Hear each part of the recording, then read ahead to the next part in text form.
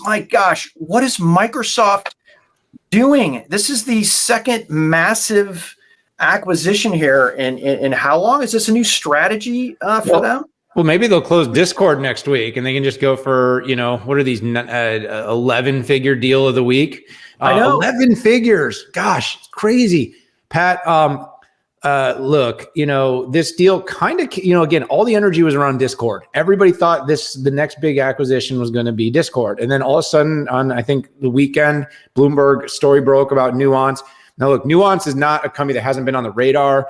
Apple has been looking at the company, Microsoft. There's a series of other tech hosts. I went on CNBC. I talked about it with Brian Sullivan. It was funny. He kept asking me about all the value that someone could have gotten by buying this company a couple of years ago. Well, look, if crystal balls are crystal balls, but the long and short is we had a year of healthcare trauma in this country. We are recovering from trauma in the healthcare industry, and there is a massive opportunity. Microsoft just doubled its healthcare TAM from 250 billion to 500 billion because AI and healthcare is a huge opportunity.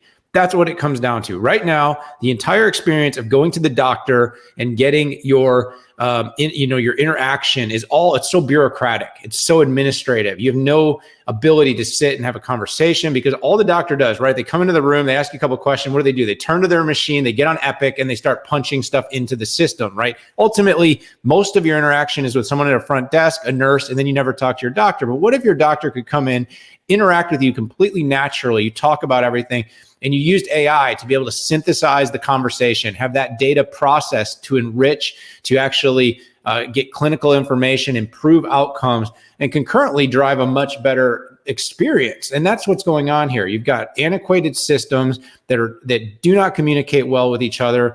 Now all of a sudden the cloud, applications that are regulated to integrate with Cerner and Epic start working together. You apply conversational AI. And that's exactly what Nuance is doing. And so you put all this together, and in the end, you have a key alignment. You've got a market and a TAM opportunity. And did they overpay? Is 16 billion too much? Or sorry, 19.7 when you include the debt. Is that too much? Well, if they grow from 250 to 300 billion in their healthcare business over the next few years, it wasn't too much. And real quickly, Pat, because I want to leave a little oxygen on this one, but I liken it to a little bit like when IBM bought Red Hat. Everyone said 34 billion, too much. But the thing was, it wasn't just about what Red Hat was doing in Red Hat's revenue.